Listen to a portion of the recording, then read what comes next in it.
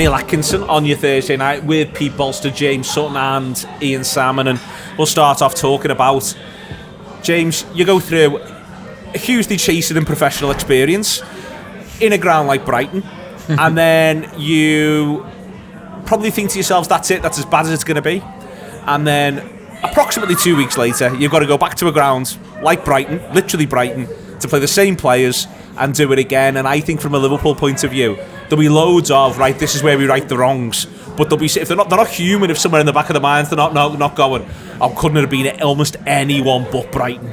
Yeah, I mean it's almost, there's an argument that it's a great team to be playing right now, and there's an argument that it's literally the last team you want to be playing right now. Quite honestly. And in lieu of the games that we've had recently, the Wolves game and the Brighton game and the Chelsea game, it feels like it's like Groundhog Day.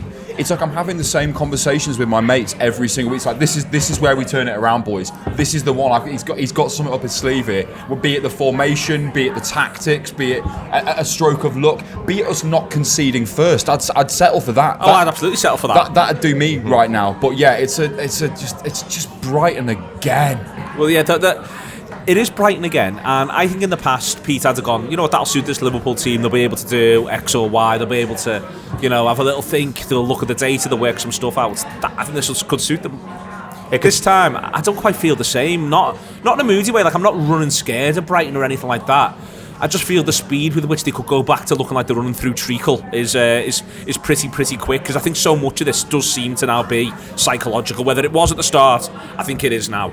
There's only so many times we can restart the season, isn't there? So we had the Bournemouth 9-0, then we had the Ajax, the Champions League game. We were like, oh, that's a Liverpool performance. Newcastle last minute winner. Yeah, with Carvalho, yeah. And then we had the Man City one, that's a proper Liverpool performance. And then we had Nottingham Forest the week after. So Leeds at home, we've seen it all. And to be honest with you, I'm so glad we're playing Brighton on Sunday.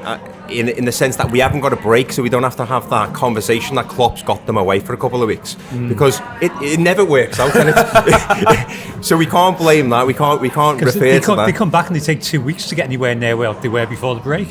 Yeah, absolutely. But if we just go back to the Wolves game for a moment, I was looking at that thinking, we are looking more compact, we're looking more solid, and it is a decent performance. And I thought, I've seen this before, and it's a false dawn, or is it? And then I compared it directly to the game that we had at Anfield, and I thought, well, they're not running through us. So if I just compared them two games, then that's great. And then we had Chelsea on Saturday, and it was hit or miss at various points. They had a few chances. The bad thing about the disallowed goal, which by the way was for all the world well offside, I still felt like we conceded. Like I got the body blow of we've conceded. When you just said there, I've had enough of conceding first, I was thinking, yeah, happened a fair bit recently. Chelsea's what? Oh no, it isn't. Like that's how I still felt about that body blow, and that's completely unfair. But it still felt like, what have they done now? Yeah, well, it's marginal, isn't it? So it feels like we got a get out of jail free card, wasn't it? But the point is, it's another chance now to set the record straight, isn't it? So it's a bit like, it's a boxing analogy, it's a rematch clause. Can we do it? We'll find out Sunday. What I think's really hard, Ian, is I don't know what his first team is for this. Now, like in the past, you'd be able to say, has he rested people? Has he not rested people? Who's around for fitness? I've got no sense of what he now thinks his first 11 is. Does he think it is the midfield three of Bacevic, Keita and Thiago? I don't entirely believe that yet. That he thinks that's his front three, so his midfield three. Milner's now had 2 games on the bounce at right back. I don't entirely believe, in fact far from believing Milner's his first choice right back. He feels bedded in with Konate and Gomez now, maybe, but I might be imposing that. Maybe Matip might come back in. Like it'll be difficult for me to see a team sheet and go, well, he's going all out for this one, because I've got no real sense of that at this point.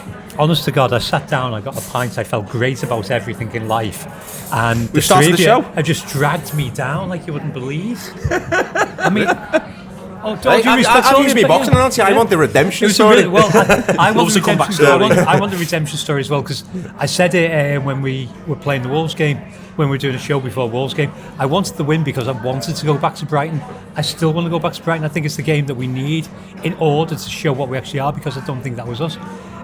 No, I don't know what his first choice is. I think Bajcetic, however you pronounce his name, might be the first choice centre defensive midfield at the moment, because I think he's probably bored of shouting Fabinho for 90 minutes. I think he's probably had it up to here with like I'll put Fabinho out. Now I can shout at him. Now I can shout at him again. I just spend all your time. I've never seen a lad bollocked so much publicly in my life. But I think Bajcetic is the one to go there. I'd like to think after the Chelsea game, the kite was not the answer, because that was So off it. 40 minutes of anonymity and a misplaced pass, and that was his contribution to the game. And then a really good ball for Salah. Really good ball for Salah. But the rest of the game, absolutely pointless being there. I don't know how he came out at half time. So I think it's Bajcetic, Thiago, and some lad. And some lad might be Milner. Because I do think it's Trent at right back, but I do think it could be Milner, just to grit it out a bit. We need to grit it out, but I think going back to Brighton is perfect. At some point, Fabinho and or Henderson need to start another game of football. Yeah. Like, at some point, that's got to happen. Is Henderson fit? Supposed to be available. He came off the bench. Yeah, he came off Chelsea. the bench, so he's fit. So He did say that his energy levels dropped after the World Cup, though. So he came back from the World Cup and his energy levels had gone completely. So that experience of the World Cup might have knackered him for a month.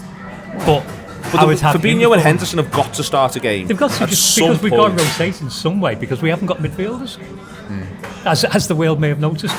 Well, we've got lots of them. We just don't fancy any of them now, and some of the others have got injuries. But there's lots of. I play feel Chamberlain in midfield for the or weekend. Jones. He's so reluctant to play Chamberlain in midfield, though, isn't he? Well, he hasn't got legs for it anymore, has he?